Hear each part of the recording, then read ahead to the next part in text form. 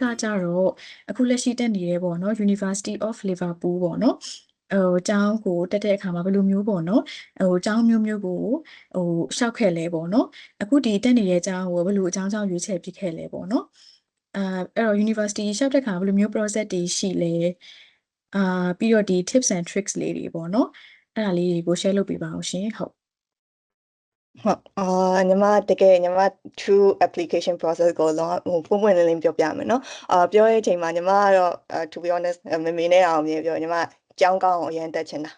ranking ကိုညီမအရင်ကြောင်းကောင်းတာကိုအရင်တက်ချင်တာပြောရမမေတမီးကြောင်းကောင်းအောင်တက်မှာဆိုတော့အခါကျတော့ညီမအရင်စဉ်းစားတာကြောင်း ranking ကိုစဉ်းစားတယ်ဆိုတော့ညီမကြောင်းလျှောက်တဲ့အချိန်မှာလည်း Russell Group ပေါ့နော် UK မှာရှိတဲ့ Russell Group က University ပဲညီမရွေးပြီးတော့လျှောက်ခဲ့ထည့်ပြီးတော့ထည့်တွင်းကြောင်း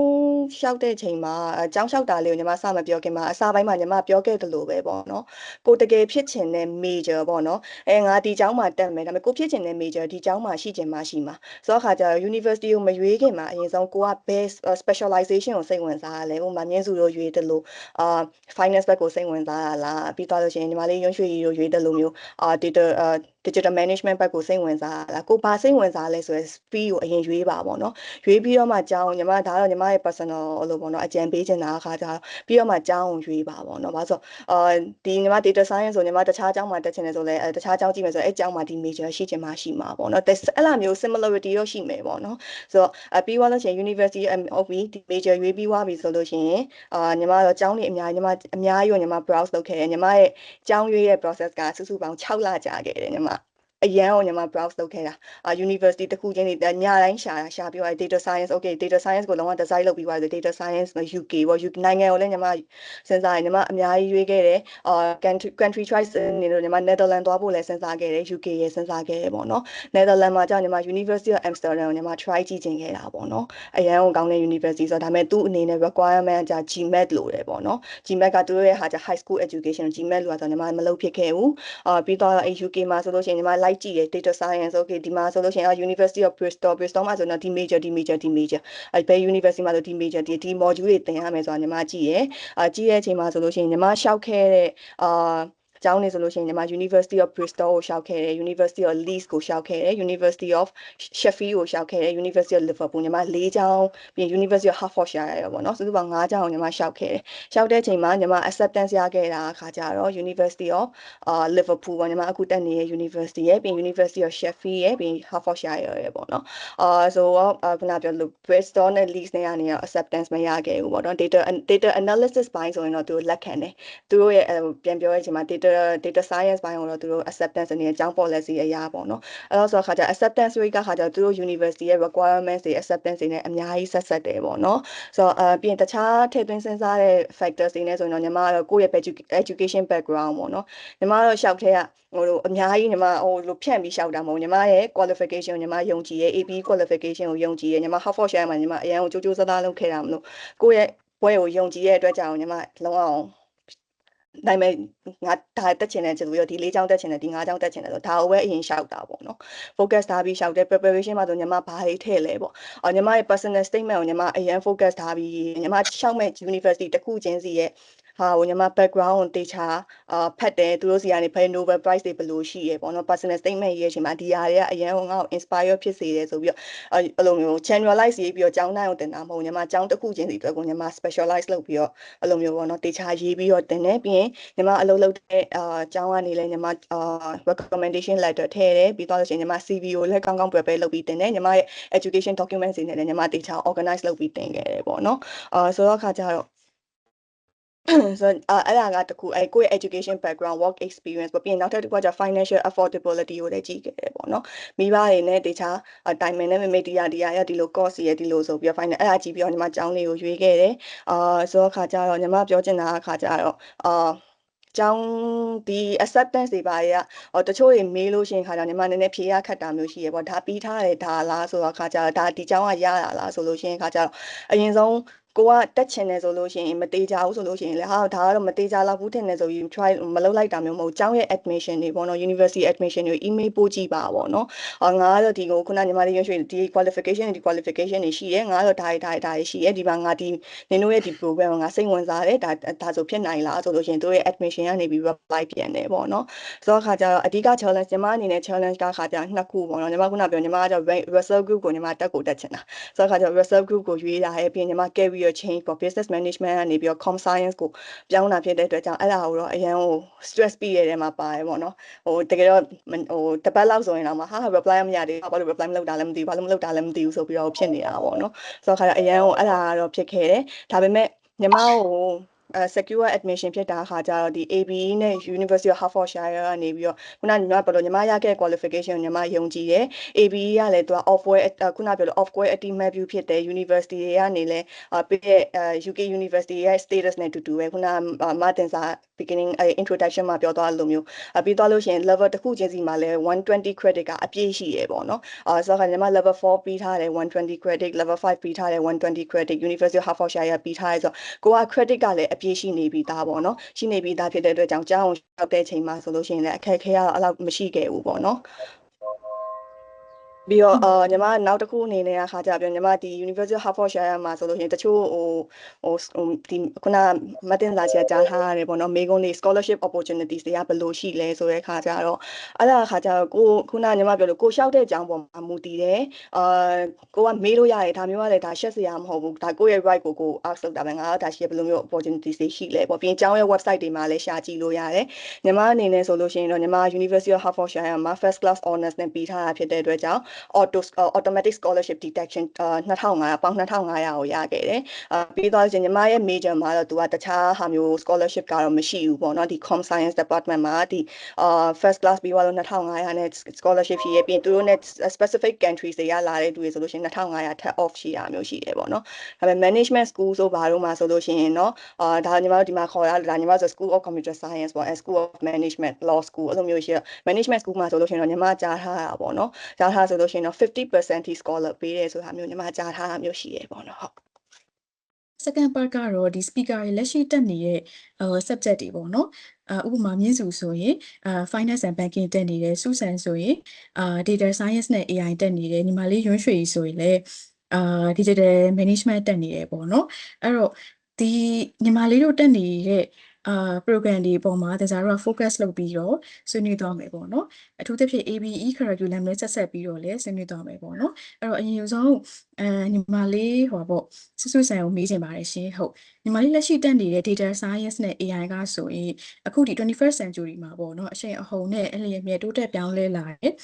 နယ်တစ်ခုဖြစ်တယ်ဒီ data science လို့ machine learning တို့နဲ့ဝေးကွာတဲ့ရှောင်ဖယ်လို့ရတဲ့နယ်ပယ်ဆိုတာရှားလာပြီပေါ့နော်အထူးသဖြင့် business မှာဆိုရင်တော့မှအခုတည်းကဒါကြတော့ကAI တို့ဒီ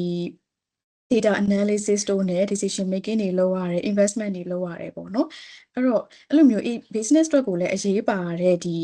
data က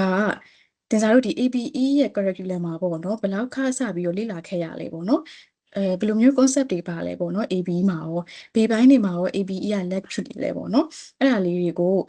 လွတ်လပ်လေးပေါ့နော်ဆွေးနွေးပေးဖို့အတွက်ကိုဖိတ်ပါတယ်ရှင်ဟုတ်ဟုတ်အဓိကညီမဒီအခုလောဆိုညီမ University of Liverpool မှာ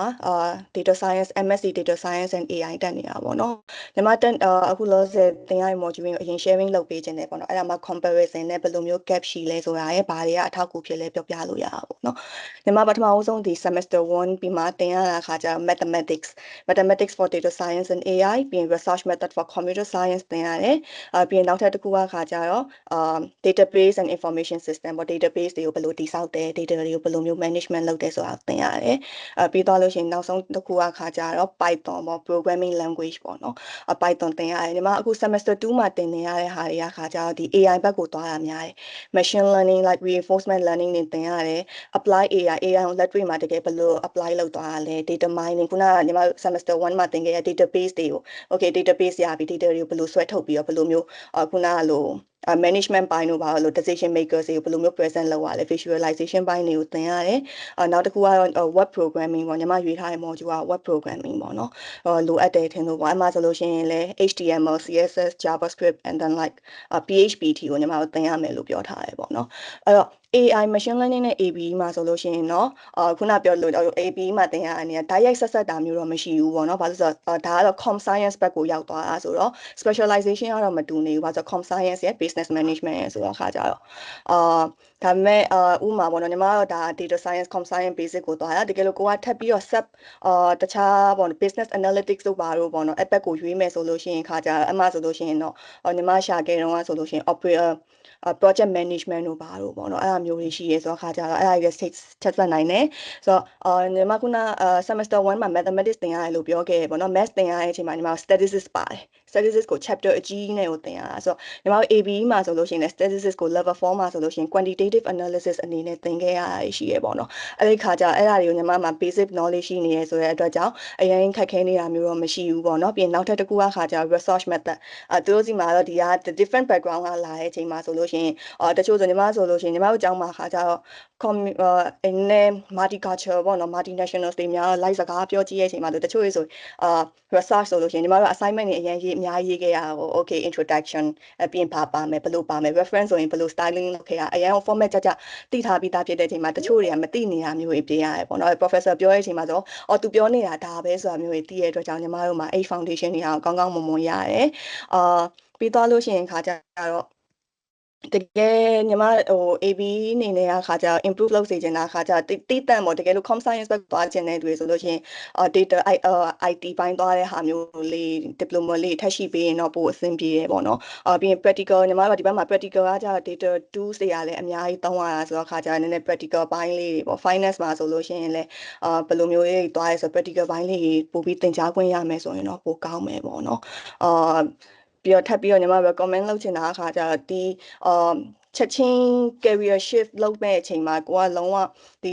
programming တို့ဘာတို့လုံးဝ knowledge မရှိရင်တော့နည်းနည်းခက်ခဲလိမ့်မယ်ပေါ့နော်ကိုကတကယ်ကိုဒီဘက် data science ဘိုင်းကိုသွားချင်တယ် com science ဘိုင်းကိုသွားချင်တယ်ဆိုလို့ရှိရင်တော့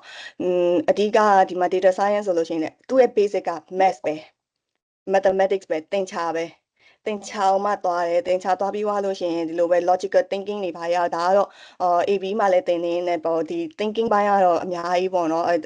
case study နဲ့သွားတာမျိုးတွေကတော့အများကြီး thinking ဘိုင်းသွားကြအဲ့အတွက်ကညီမအခက်အခဲမရှိဘူးနံပါတ်1ချက်ကကျတော့ math ကိုကောင်းကောင်းသိထားရမယ်ပေါ့ probability statistics တွေပြီးသွားလို့ရှိရင်နောက်ထပ်တစ်ခုကကျ programming အနေနဲ့ဘာ programming တွေသိထားမှလဲခုနညီမပြော HTML CSS တွေသင်ရဆိုအကုန်သိထားဖို့လိုတာလားဆိုတော့တကယ်ကို data scientist လုပ်ဖို့အတွက်ကသိထားရင်နော်the best ပဲဒါပေမဲ့တကယ်ညီမတို့ mainly သုံးတာ Python language ကိုသုံးတာဆိုတော့တကယ်လို့အချိန်ရရဲဆိုလို့ရှိရင် Python language ကိုလည်းကြိုပြီး learning လုပ်ထားလို့ရတယ်ပေါ့နော်ပြီးသွားလို့ရှိရင်သင်ချာကိုလည်းနည်းနည်းလေးတော့struggle ဖြစ်တယ်ဆိုတာကြတော့သူအရင် struggle ဖြစ်တာမျိုးမဟုတ်ဘဲနဲ့သူတို့သင်တဲ့ culture difference ကြောင့်နည်းနည်း struggle ဖြစ်တာမျိုးရှိတော့ကြိုသိထားရင်တော့ပိုကောင်းတာပေါ့နော်အဲ့ဒါလေးတော့ recommend လုပ်ပါတယ်နောက်တစ်ခုကကြတော့ညီမလေးစုစုဆန်ကိုမေးချင်တယ်ပေါ့နော်ညီမလေးလည်းကိုယ့်ရဲ့education journey လေးကိုပေါ့နော်မိတ်ဆက်ပေးရင်းနဲ့အခုလက်ရှိတက်နေတဲ့ program တက်ဖို့အတွက်ပေါ့နော် AB ကနေပြီးဘယ်လိုမျိုး motivation တွေရခဲ့လဲဆိုတာလေးကိုမိတ်ဆက်ပေးပါအောင်ရှင်ဟုတ်ညီမလေးမင်္ဂလာပါဟုတ်အားလုံးပဲမင်္ဂလာပါဟိုညီမနာမည်ကဆူဆူဆန်ပါဆိုတော့ညီမအရင်ဆုံး education ကို journey ကိုပြောပြရမယ်ဆိုရင်တော့ညီမ AB level 4 level 5ကိုတက်ခဲ့တယ်တက်ပြီးသွားတဲ့အချိန်မှာပဲဒီ Hertfordshire University of Hertfordshire နေပြီးတော့ credit transfer ပေါ့ credit transfer and top up bachelor degree 240 credit ရရင်240 credit free ဖြစ်လို့ရှိရင်University of Hertfordshire မှာ last year ကိုတက်လို့ရမယ်ဆိုတာသိတော့ညီမ Hertfordshire ကိုဆိုင်နေပြီးသွားတဲ့အချိန်မှာUniversity Hertfordshire ရဲ့ Bachelor of Business Administration ကိုတက်နေနေညီမ AB level 6ကိုလည်းတက်ရင်းနဲ့အလုပ်လဲတပြိုင်တည်းအဲ့လိုမျိုးပြိုင်ပြီးလုပ်ခဲ့ရပေါ့နော်AB နဲ့ AB ပြီးသွားတဲ့အချိန် level 6လည်းပြီးသွားတဲ့အချိန် University of Hertfordshire ကနေ Bachelor ပွဲကိုလည်းညီမ first class နဲ့ရခဲ့ပါတယ်ဆိုတော့ကအဲ့ဒါပြီးတဲ့အချိန်မှာညီမ Master ဆက်တက်မယ်ဆိုပြီးကိုစဉ်းစားခဲ့တယ်ပေါ့နော်ပုံမှန်ဆိုရင်တော့ဒီမှာများသောအားဖြင့် Bachelor Business Administration ပြီးရင် MBA သွားကြရများတယ်ပေါ့နော်ဒါကတော့ဒီမြန်မာနိုင်ငံမှာဖြစ်နေတဲ့ trend မျိုးပေါ့ Master ဒါပေမဲ့ကိုညီမကအဲ့လို MBA တက်လိုက်တာမျိုးမဟုတ်ဘူးပေါ့နော်အလုပ်ကိုင်ရလဲတစ်ဖက်လုပ်နေတာ လုံနေရောညီမလုံနေတဲ့အလုပ်ကကြ education industry မှာ program coordinator အနေနဲ့လုပ်ခဲ့တာဆိုတော့ခါကြတော့များတော့ဖြင့် internal external stakeholders တွေနဲ့အလုပ်လုပ်ခဲ့ရတာအများကြီးပဲပေါ့နော်အဲ့တော့အလုပ်လုပ်နေတဲ့တစ်ဖက်နဲ့ကိုဘာတကယ်စိတ်ဝင်စားရလဲပေါ့နော်ကိုစိတ်ဝင်စားရတဲ့ career တကယ်ကိုသွားနေတဲ့ career ဒါ life long သွားရမယ့် career တစ်ခုဖြစ်တဲ့အတွက်ကိုစိတ်ဝင်စားရတဲ့ဘာနဲ့တစ်ထက်တည်းကြလဲဆိုတာအရင်ဆုံးစဉ်းစားရမယ်ပေါ့နော်မဟုတ်လို့ရှိရင်ဘဝကြီးက happy ဖြစ်မနေမကောင်းဘူးပေါ့နော်အဲ့လိုစဉ်းစားခဲ့တယ်စဉ်းစားတဲ့အချိန်မှာခါကြတော့အဓိကအပြင် ABE မှာလေ့လာခဲ့ရတဲ့ level 4 5 6မှာလေ့လာခဲ့ရတယ်ညီမတို့ level 4ကခါကြတော့အခု RQF မဟုတ်ဘူးညီမ2016မှာတက်ခဲ့ရဆိုညီမ QCF နဲ့တွားခဲ့တာဆိုတော့business communication တို့ marketing တို့ပြီးသွားလို့ရှိရင် quantitative analysis တွေရှိရဲlevel 5မှာတက်ခဲ့ရ stakeholder management တွေပြီးသွားလို့ရှိရင် managing agile organization ပေါ့အဲ့ဒါတွေကိုအလုံးမှာအများကြီး apply လုပ်ခဲ့ရတယ်ပေါ့နော်ဘာလို့လဲဆိုတော့ညီမတို့ကကြတော့ education industry ကျောင်းသားတွေနဲ့dealing လုပ်ရတယ် parents တွေနဲ့ dealing လုပ်ရတယ်ပြီးသွားလို့ရှိရင်ဆရာမတွေနဲ့လည်း dealing လုပ်ရတာမျိုးပေါ့နော်အဲ့တော့အလုံးမှာအဓိကလုပ်ခဲ့တာအခါကျတော့ stakeholder management တွေပြီးရင် student data ပေါ့ program coordinator ဖြစ်တဲ့ကျောင်းသားတွေရဲ့ data education academic data တွေပြီးရင်တို့ရဲ့ information တွေ data handling တွေလုပ်ခဲ့ရတယ်အဲ့တော့ညီမရွေခုနပြောတဲ့အတိုင်းပဲညီမရွေ data ဘိုင်းကိုစိတ်ဝင်စားလာတာကိုပြောတာပေါ့နော်အဲ့လို data handling တွေညီမ data ကိုစိတ်ဝင်စားလာတယ်ညီမစဉ်းစားတယ် management ဘိုင်းကိုသွားရင်ကောင်းမလား data ဘိုင်းကိုသွားရင်ကောင်းမလားပေါ့နော်ဆိုတော့အရင်ဆုံးပြောချင်တာကခါကြတော့ကိုကျောင်းတစ်ခုကိုရွေးမယ်ဆိုလို့ရှိရင်ခါကြတော့တချို့ရကြတော့ကျောင်းကိုအရင်ရွေးကြရဲပေါ့နော်ညီမ recommend လုပ်တာကိုဘာကိုစိတ်ဝင်စားရလဲကိုကဘယ် field ကိုစိတ်ဝင်စားရလဲဆိုတာအရင်ရွေးပါရွေးပြီးသွားလို့ရှိရင် DV okay ညီမဆိုရင် data science data ဘိုင်းကိုစိတ်ဝင်စားရရှားရချိန်မှာ data ဘိုင်းမှာဆိုအများကြီးရှိရ business analytics data science and then big data analysis there are so many types of data အဲ့လိုပေါ့နော်အဲ့ဒါနဲ့ပတ်သက်တာရှိရဲဒါညီမတို့ data science ကိုရွေးခဲ့တယ်ပေါ့နော်အဓိကအကြောင်းရင်းခါကြအခုခေတ်ကခါကြဒီ industry တွေမှာဆိုလို့ရှိရင်လည်းဘယ် business မှာပဲဖြစ်ဘယ် organization မှာပဲဖြစ် data driven world ပေါ့နော် data driven ဘိုင်းကိုရောက်နေပြီဖြစ်တဲ့အတွက်ကြောင့် decision making တွေလုပ်တဲ့ချိန်မှာဆိုလို့ရှိရင်လည်းသူက evidence based သွားလာတယ်ပေါ့နော် scientifically evidence based ကိုသွားလာဖြစ်တဲ့အတွက်ကြောင့်ညီမတို့ဒီ data information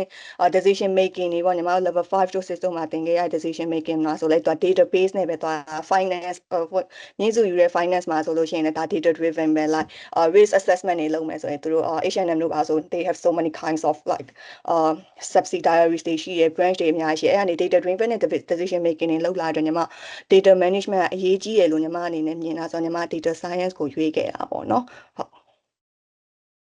အဲ့တော့အရင်ဆုံးညီမလေးစုစုဆန်ကိုမေးချင်ပါတယ်ညီမလေးလက်ရှိသင်နေတဲ့ပေါ့နော်ဒီ master ရဲ့ဒီdata science နဲ့ AI အတွက်ကိုပေါ့နော်နောက်ဒီအလုပ်ကအခွင့်အလမ်းတွေဘယ်လိုရှိလဲပေါ့နော်ပြီးတော့လက်ရှိ ABE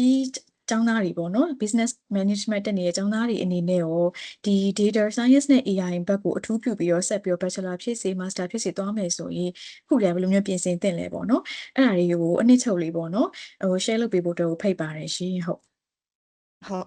ဆိုတော့ဒီအကြောင်းနဲ့ဆက်ဆက်ရင်းနဲ့ပေါ့နော်ခုနအမပြောတဲ့မိကုန်းလေးကိုညီမအရင် information အရင်ပြချင်နေတာဆိုတော့လေဆိုတော့တခုကြံခဲ့ရ University of Liverpool ကိုဘာလို့ရွေးခဲ့တာလဲပေါ့ညီမရဲ့ major ရဲ့ full တကယ်ဘွဲရဲ့အပြည့်က MSc Data Science and AI with a year in industry ညီမတစ်နှစ်ကိုUniversity MSc Thought ပေါ့နော် learning ကျောင်းမှာ learning လုပ်ရတယ်နောက်တစ်နှစ်ကတော့ intern ပေါ့နော်အဲ့လိုဆိုမေးလာနိုင်တဲ့မိကုန်းကိုညီမတစ်ခါပြောပြချင်တာခါကြတော့ okay အဲ့ဒါဆိုဘွဲရပြီးရတဲ့ကျောင်းက intern ကိုနေဒီမှာလုပ်ဆိုပြီးပြောလိုက်တာလားမဟုတ်ဘူးကွာကိုရှာရတာပေါ့ဆိုတော့ခါကြညီမအခုဆိုညီမ intern ရှာနေပြီintern လုပ်ဖို့အတွက်ကို1 year ပေါ့အဲ့ချိန်မှာဆိုလို့ရှိရင်တချို့ company ဆိုရင် paid intern ရှိရဲ unpaid intern တွေရှိရဲပေါ့နော်အများကြီးပဲဆိုတော့ခုနကညီမလေးမြင့်စုပြောသွားတဲ့အချိန်မှာလည်းတော်တော် specific ဖြစ်ပါတယ်ဆိုတော့ဒီ CV preparation တွေပါတယ်ဆိုလို့ရှိရင်ခါကြဒီ UK ရဲ့ CV format and then like မြန်မာပြည်ကဟာနဲ့မတူသူတို့ UK မှာခါကြညီမတို့ ID ပုံထည့်စရာမလိုဘူး gender ပြောပြစရာမလိုသူတို့ဘာလို့ဆို gender equality law ရှိလို့date of birth တွေမလိုဘူးဆိုဥမာ Miss Susan no we don't need that ဆိုတော့ခါကြ Susan just အဲ့လိုဒါပဲ nationality တွေမလိုဘူးပေါ့နော် UK format နဲ့သွားရတယ်ပြီးသွားလို့ရှိရင်ဒီက employer တွေအဓိက focus ထားတဲ့ဟာကြ soft skills ပေါ့နော် soft skills ကိုသူတို့အရင်ကြည့်ရဆိုပြီးတော့ CV မှာလည်း soft skills ကိုအရင်ထည့်လို့မရဘူးသူက CV မှာထည့်တိုင်းနဲ့သူတို့ကမယုံဆိုတော့ခါကြကိုကတကယ်လို့ working experience တွေရှိရဲ volunteer experience တွေရှိရဲဆိုလို့ရှိရင် CV preparation မှာငါတော့ဒီဒါတွေကိုဘယ်လို manage လုပ်ခဲ့ရလဲဆိုတခါ CV prepare လုပ်တဲ့အချိန်မှာတခါလေကိုယ့်ရဲ့ soft skills ကိုပေါ်အောင်ရေးပေးပေါ့နော်တိုင်း list ပဲညီမတို့ဒီမှာ list ဆိုလို့ရှိရင်communication skills interpersonal skills အဲ့လိုမျိုးထည့်တာနဲ့တို့ကဒါမျိုးဟာဒီတယောက်ကဒီ skills ရှိရဲဆိုတာတို့မယုံဘူးပေါ့နော်မယုံဆိုတော့တခါလေ application နဲ့ပေါ့နော်အဲ့လိုလက်တွေ့ကြဒီအလုပ်လုပ်ခဲ့တဲ့အချိန်မှာတော့ဒါတွေငါ communicate လုပ်ခဲ့ရတယ် handle လုပ်ခဲ့ရတယ်ဆိုပြီးကိုယ့်ရဲ့ CV မှာပေါ်လွင်ရေးဖို့လိုတယ်ပေါ့နော်job opportunities အနေနဲ့ဆိုရင်တော့ data science ဘက်ကနေပြောရမယ်ဆိုလို့ရှိရင်ခါကြတော့data science က job opportunities ပေါ်ပါတယ်အရင်များပါတယ်များတဲ့လောက်လဲ competition အရင်များပါတယ် international students တွေလည်းအရင်များတယ် placement ဆိုလို့ရှိရင် placement ကအရင်များရပေါ့နော်အဲ့အကြောင်းလဲဟို demotivated ဖြစ်စရာမလိုဘူးပေါ့နော်အရင်ဟို small portion ကပဲ placement ရပါ placement မရလို့ရှိရင် thesis ရေးရတယ်thesis ရေးပြီးသွားလို့ရှိရင် 1 year program auto ပြောင်းသွားတာမျိုးရှိရပေါ့နော်ကိုကဒီ small percentage တွေပါနေအောင်ကိုစူးစမ်းနိုင်ရပြီပေါ့နော် demotivated ဖြစ်စရာတော့မလိုဘူးညီမဆိုလည်းအခုအလုပ်တွေရှောင်နေတာမျိုးရှိရတချို့ဟာမှာဆို interview တွေဖြေရတယ်တချို့ဟာဆိုလို့ရှိရင် job insight assessment online assessment video interview တွေဖြေရတာရှိရပေါ့နော်သူတို့ကအဓိကအဖြစ်အမှဆိုလို့ရှိရင်ဒါကြိုပြောပြထားတာပေါ့နော် learning လုပ်တယ်ဟိုကြိုသိထားအောင်လို့ခါကြသူတို့ကအရင်စစ်တဲ့ case scenario တွေပေးတဲ့ online assessment မှာတော့နင်ဒီယာဆိုဘယ်လိုလုပ်မှာလဲဒါကိုဘယ်လိုဖြေရှင်းမှာလဲပြီးတော့ရှင်သူတို့ဟာမျိုးအခါကြတော့သူဖြည့်တဲ့ interview ဖြည့်တဲ့အချိန်မှာလည်းသူရဲ့ technique တွေရှိရ star technique course technique တွေပေါ့နော်နောက်ပိုင်းကျရင်သိလာလိမ့်မယ်ပြီးကိုယ့်ရဲ့သက်ဆိုင်ရာ university တွေမှာဆိုလို့ရှိရင်လည်းcareer studios တွေရှိရပေါ့နော်ဆိုတော့ခါကြတော့မသွားပဲမနေပါနဲ့ပေါ့နော်ဟိုကိုကဒါចောင်းသား right ပဲငါကတော့ placement မပါလို့မသွားတော့ဘူးဆိုတာမျိုးမဟုတ်ဘူးပေါ့နော် placement ပါတဲ့ program ရွေးထားသည်ဖြစ်စေမရွေးထားသည်ဖြစ်စေပေါ့နော်ကိုသွား CV လေး prepare လုပ်နေပြီးတော့သူတို့မှအဲ့လိုမျိုးdiscuss လုပ်နိုင်တဲ့ discuss လုပ်နိုင်ရှိရပေါ့လူတွေရှိရဆိုလို့ရှိရင်ငါတော့ CV ဒီလိုလေး prepare လုပ်ထားရဘယ်လိုနေလဲသူတို့စီက feedback တွေတောင်းနေ mock interview တွေလုပ်လို့ရတာမျိုးတွေကဒါ university ညီမတီးတလောက် university တိုင်းမှာရှိရပေါ့နော်ရှိရခါကျအဲ့ဒါမျိုးတွေကိုလည်းဒီဟာကိုကောင်းအသုံးချပါပေါ့နော်ပြီးသွားရင် networking events တွေလည်းသွားပါပေါ့ညီမဆိုရင် society တွေသွား Korean society ဆိုလည်းသွားလိုက်တာပဲသွားပြီးရင် different people တွေနဲ့စကားပြောရပေါ့နော်ဘာလို့ဆိုတော့ခါကျဒီမှာခါကျညီမ program မှာဆိုလို့ရှိရင် multi nationalities တွေအများများတယ်Korea လာတဲ့တွေရှိရ Thailand ကလာတဲ့တွေရှိရ Poland France America India Indonesia အရန်ကိုများတယ်ပေါ့နော် Mexico အကုန်လုံးညီမဆိုလို့ရှိရင်ခါကြတော့ခုနကညီမလေးမြင့်စုပြောရတယ်လို့ပဲပေါ့ကိုတော့ရောက်ထဲကငါ part time လုပ်ရမယ်ဆိုပြီးတော့အရင် focus ထားပြီးမရှာလိုက်စေချင်ဘူးပေါ့နော်အရင်ဆုံးကို2လ3လဒါမှမဟုတ်အချိန်ပေးပါပေါ့နော်အချိန်ပေးပြီးသွားလို့ရှိရင်ကိုယ့်ရဲ့ community လေးကိုတိဆောက်ပါပေါ့လူများများနဲ့စကားပြောနေ information ရပိုတိလေးပဲကိုတယောက်တည်းလို့ lock လုပ်ထားမယ်အကြောင်းသွားမယ်အိမ်ပြန်မယ်အလုပ်လုပ်မယ်ဒါမျိုးဆိုလို့ရှိရင် information မသိရရင်လည်းမကောင်း multicultural multinationality ကသူတွေကိုသိရချင်မှာဒီလိုမျိုးဆိုရင်တော့ဒါတွေသိတယ်ဒါတွေဆိုလို့ရှိရင်တကယ်ချင်းနဲ့စကားပြောရမျိုးရှိရပေါ့နော်စကားပြောပြီးသွားလို့ရှိရင်အဲ့လိုမျိုးကနေပဲဒီဟာဆိုရင်တော့စုဒါတိလားဒီလိုမျိုးခေါ်နေတယ်ပေါ့သူတို့ပြောရမျိုးအချင်းချင်း sharing openly sharing လုပ်တယ်ပေါ့နော်သူကအရင် open mind ဒီကလူတွေကအရင် open minded ဖြစ်တယ်ပြီးဝင်ပြောပြရတယ်လေအကောင်လုံး openly sharing လုပ်တာဆိုတော့ information တွေလည်းရတယ် knowledge တွေလည်းအများကြီးရတယ်ပေါ့ networking events တွေကျောင်းနေရာကနေလုပ်တဲ့ career fairs တွေ career fairs ဆိုလည်း full time ပဲရှိရမှာမဟုတ်ဘူး part time career fairs တွေလည်းရှိရသွားပြီးသွားလို့ရှိရင်ဒီလိုပဲတို့စီမှာဆိုအများကြီးပဲ boost တွေအများကြီးနဲ့ company တွေအများကြီးကနေလာတဲ့အချိန်မှာဆိုလို့ရှိရင်ဒီတိုင်းပဲကြီးလိုက်တာမျိုးမဟုတ်ဘူးပေါ့နော်ဒါကတော့ညီမ tips and tricks လေးပြောပြတာပေါ့နော်ကြည့်ပြီးတော့ဒါဆိုကိုကဝင်စကားပြောပါပေါ့နော်သူတို့စီမှာအဲ့ရဝန်တန်းနေရှိလို့တချို့ဆိုလို့ရှိရင်ကိုနဲ့တူတူပဲအလုပ်placement ရှာပြီးတော့ placement လုပ်ပြီးတော့မှ full time ဖြစ်သွားတဲ့သူတွေလည်းရှိရဒါမှမဟုတ်အဲ့ရနေပဲ manager တွေပါရလာမျိုးတွေလည်းရှိလို့ရှိရင်သူတို့နဲ့စကားပြောကြည့်ပေါ့နင်တို့ကဘယ်လို talent မျိုးရှာနေရလဲဘယ်လိုမျိုးဟာမျိုးလေးရှိရလဲငါကတော့ဒါတက်နေတယ်ပေါ့နော်အဲ့တိုင်းကြည့်ပြီးပြန်သွားရမျိုးမဟုတ်ဘူးကိုစိတ်ဝင်စားတဲ့ company တွေပေါ့နော်ကျောင်းနေရာနေလဲကြိုပြီး list လုပ်ထားဒီ company တွေရလာမယ်ဆိုတခါ list လုပ်ထားပေါ့ဒီလူတွေနဲ့စကားပြောကြည့်မယ်ပြီးသူရဲ့ link တွေတောင်းပါ connect လုပ်ပါပေါ့နော်အဲ့လိုမျိုးအများကြီးပေါ့နော် networking ကတော့လုပ်ဖို့လိုအပ်တယ်နိုင်ငံခြားမှာရောက်နေတာဖြစ်တဲ့အတွက်ကြောင့်ပို့ပြီးတော့လုပ်ဖို့လိုအပ်တယ်ပေါ့နော်ပြီးရင်ညီမကတော့ကန်ကောင်းနဲ့ပြောရမယ်multinational ကလူတွေလာဖြစ်အများကြီးရှိနေရတယ်တကယ်ချင်းနေနဲ့ညီမအရင် campus life ကိုအရင် enjoy ဖြစ်နေတဲ့တဲမှာပါတယ်အရင်ပျော်ရဲចောင်းသွားတာအရင်ပျော်တာတကယ်ချင်းနေစကားပြောတယ်ပြီးသွားရင်ចောင်းသွားတယ်ចောင်းသွားပြီးသွားလို့ရှိရင်ညီမတို့မှာ student union ဆိုတာမျိုးရှိရဲဂိမ်းမှာဆိုလို့ရှိရင်လည်းထမင်းနေစားတယ်စကားတွေပြောရပြီးစာလုပ်စရာရှိရင်လည်း live ပြီးမှာအကုန်လုံးစုပြီးတော့စာလုပ်ကြတယ်ကိုကလုပ်တယ်ဆိုပြီးတော့လည်းဟိုလိုမျိုး study group လိုပုံစံမျိုးပေါ့စာလုပ်တယ်စာလုပ်ပြီးသွားလို့ရှိရင်စာလုပ်နေနေပဲတ ခြား additional information တွေ sharing လုပ်တာမျိုးတွေရှိတယ်ပြီးတော့လို့ရှိရင်စာလုပ်တာတော့ညီမဒါလုပ်နေရဆိုလဲကွက်ကိုဒါလုပ်နေနားမလည်အရင်ကိုနားလည်ရှင်းပြလိုက်တယ်ပေါ့အဲ့လိုမျိုးဟာမျိုးလေးပေါ့ project ပုံတွေမှာဆိုလဲညီမလောက်ရအရင်အဆင်ပြေတယ်ဆိုတော့ career opportunities နဲ့ပြောပြရမယ်ဆိုလို့ရှိရင် UK မှာခါကြသူတို့စီမှာ placement ခုနညီမတော့ placement ပေါ့နော် placement ပဲမဟုတ်ဘူးသူတို့စီမှာတခြား schemes တွေ projects တွေအများကြီးရှိရပေါ့နော်ဥပမာအဖြစ်တိတိတသားဟာပြောပြရမယ်ဆို graduate scheme graduate scheme ဆိုတာခါကြတော့ဘွဲရပြီးသားကျောင်းသားတစ်ယောက်ပေါ့နော်ဥပမာ bachelor ရပြီးရပဲ master ရပြီးရပဲဖြစ်မှာသူတို့စီမှာ program တစ်နှစ်တည်းမဟုတ်2 years program 3 years program ပေါ့နော်2နှစ်3နှစ်တခါလေသူတို့စီမှာ intern အနေနဲ့ဆင်းတာပေါ့နော်သူတို့စီမှာ pros and cons ရပေါ့နော်တချို့ company တွေကခါကြ visa sponsor ပေးတယ်တချို့ company က visa sponsor မပေးတာမျိုးလေးရောရှိရပေါ့နော်အဲ့ဒါကတော့ကိုယ့်ရဲ့ရွေးချယ်တာပေါ့မူတည်သွားလိမ့်မယ်